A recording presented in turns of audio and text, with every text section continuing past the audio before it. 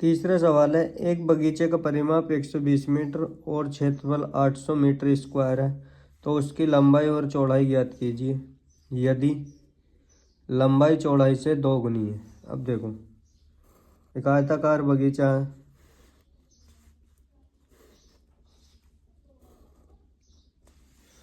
मान लो एक आयताकार बगीचा है, लास्ट में कह रखा लंबाई चौड़ाई से दो गुनी है, तो चौड़ाई x मान लेंगे, तो लंबाई कितनी होगी 2x। वैसे यही सवाल हो जाएगा। माना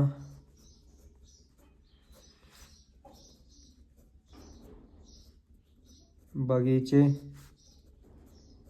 की चौड़ाई x मीटर है, बगीचे की चौड़ाई कितनी है x मीटर है, बगीचे की लंबाई कितनी हो जाएगी, दोगुनी है इसकी, बगीचे की लंबाई 2x मीटर है। अभी इसका दे रखा परिमाप, प्रश्नानुसार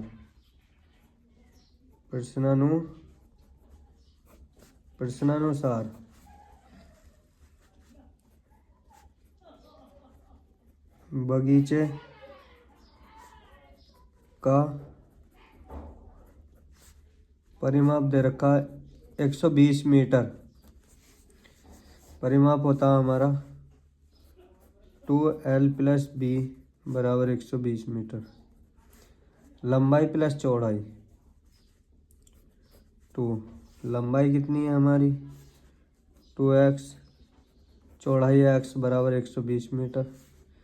इससे इसे काटेंगे, ये हो जाएगा 3x, 3x बराबर 60, इससे इसे काटेंगे तो x बराबर 20 मीटर। x का मान कितना है क्या 20 मीटर।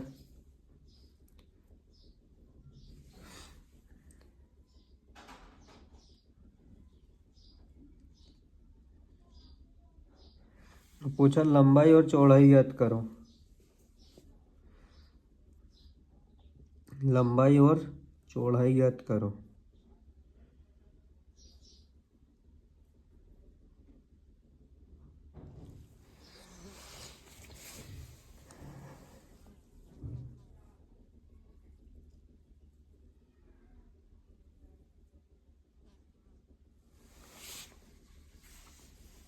देखो लंबाई निकाल लेंगे हम इसकी,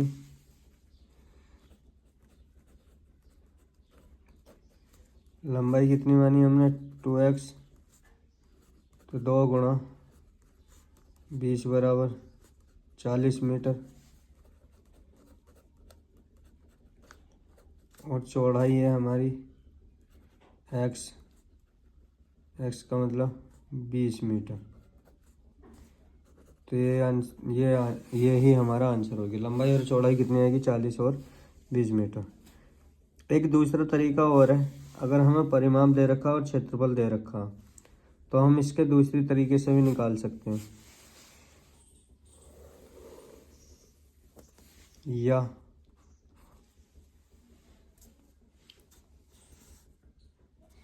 बगीचे की परिमाप दे रखा, तो परिमाप कितना हुआ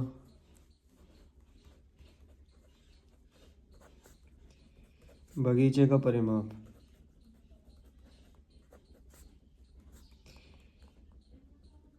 120 मीटर, परिमाप होता 2l + b बराबर 120 मीटर। l + b का मान आएगा हमारा 60, और हमें दे रखा क्षेत्रफल, क्षेत्रफल दे रखा 800, और क्षेत्रफल होता है लंबाई गुणा चौड़ाई, लंबाई गुणा चौड़ाई का मान दे रखा हमें 800। अब हमसे कह रहा है लंबाई और चौड़ाई ज्ञात करो। अगर इस तरीके से ज्ञात करनी है तो l - b का मान निकाल लो, चूँकि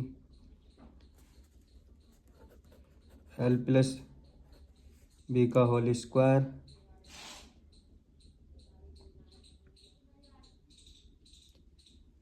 एल प्लस बी का होल स्क्वायर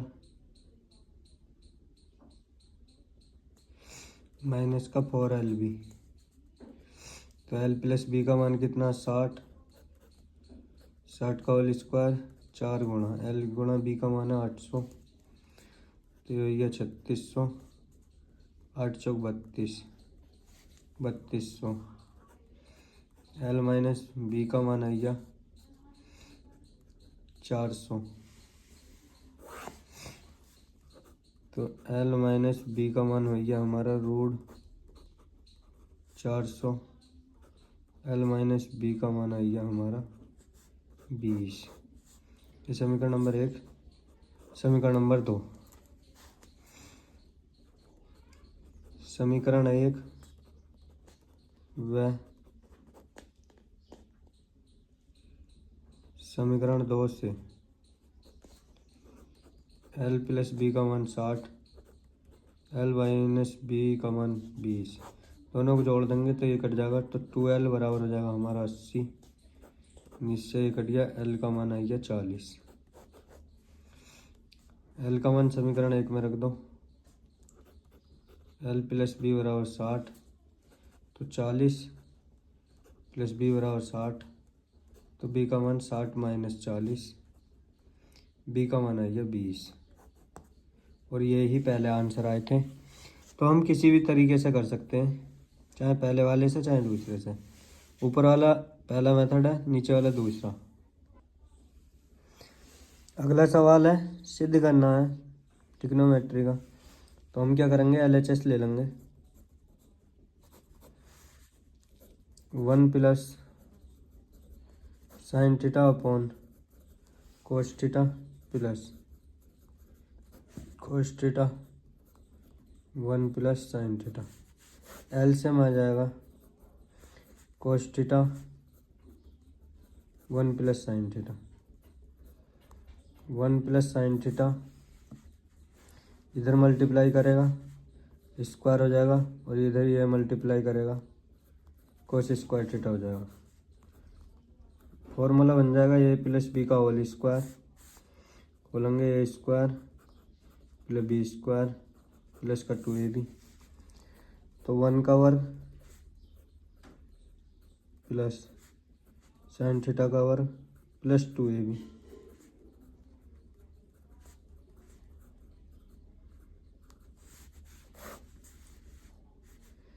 नीचे आएगा cos theta 1 plus sine theta, 1 plus sine square theta plus 2 sine theta plus cos square theta upon cos theta plus 1 plus sine theta. अब देखो sine square theta plus cos square theta, ये क्या होता है, sine square theta plus cos square theta बराबर 1, 1 plus 1 plus 2 sine theta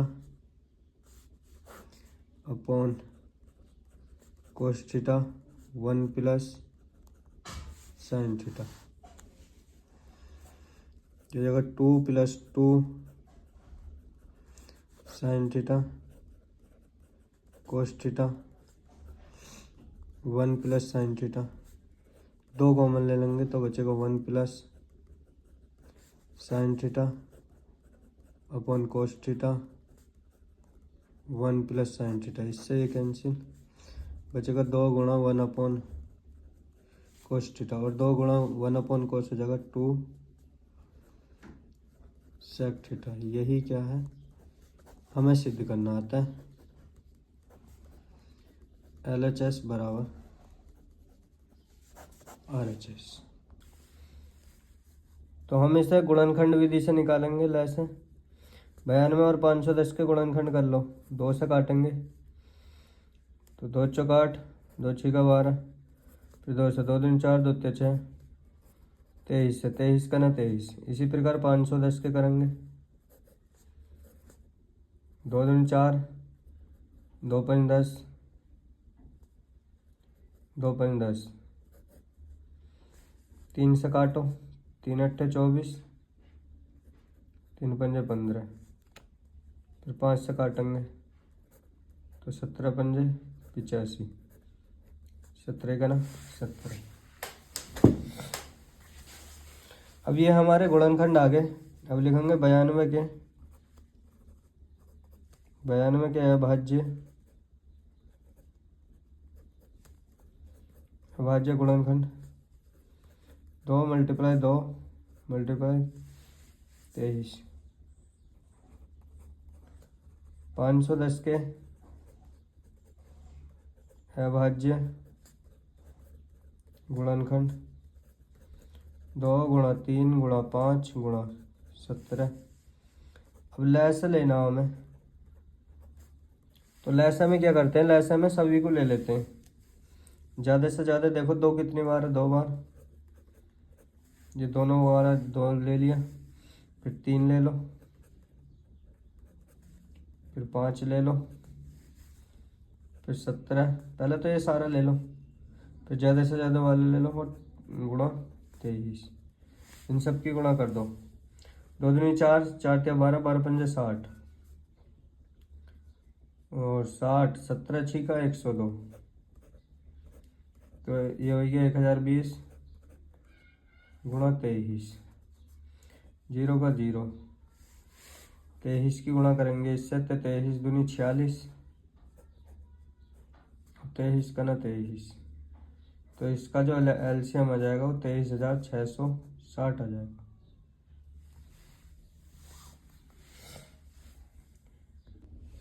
hello दोस्तों, KP academy में आप सभी का स्वागत है। आज हमारा सेट है 2024, जो 2024 में पेपर आए थे उसके सवाल हैं इम्पोर्टेंट। द्विघात समीकरण दे रखी है, 2x² माइनस 5x प्लस 3 बराबर 0 को हल कीजिए, इसके मान निकालने।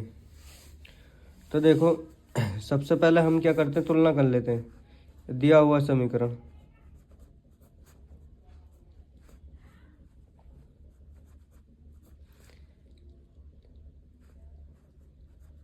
दिया हुआ समीकरण, समीकरण दे रखा 2x² माइनस का 5 प्लस का 3 बराबर 0।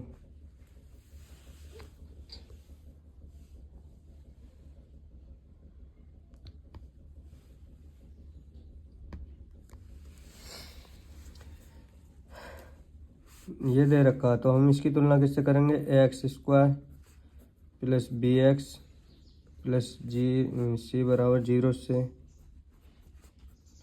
तुलना करने पर, तो a का मान आएगा 2, b का मान आएगा माइनस का 5 और c का मान आएगा हमारा 3। अब हमें लेना होता है ac, 2 गुणा 3, 3 दूनी 6, 6 के ऐसे फैक्टर करोगे गुणा करने के बाद तो 6 आने चाहिए और जोड़ने के बाद 5, तो ऐसी कोई संख्या है नहीं।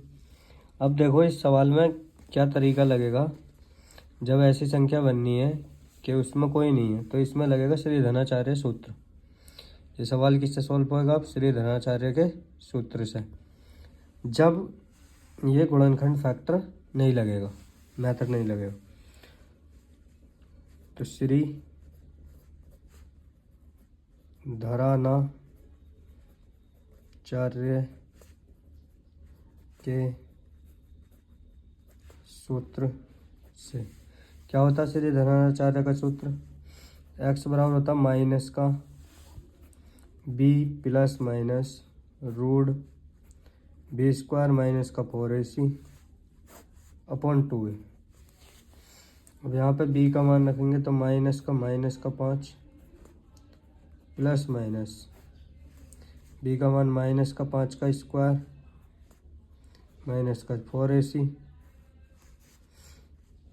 a का मान 2 और c का मान 3 अपॉन 2a। a का मान कितना 2, तो माइनस का 5 और माइनस का 5 प्लस का 5 प्लस माइनस रूट 5 का वर्ग हो जाएगा 25, 4 दूनी 8, 8 ते 24 अपॉन 4, यहाँ कर लेंगे।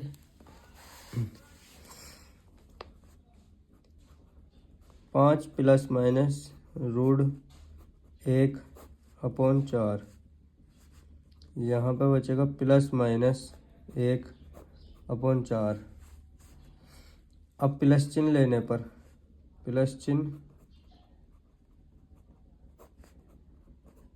लेने पर तो x का मान आएगा प्लस का 5 प्लस का 1/4। तो ये हो जाएगा हमारा 6/4। इसे काट देंगे तो 3/2। माइनस चिन्ह लेने पर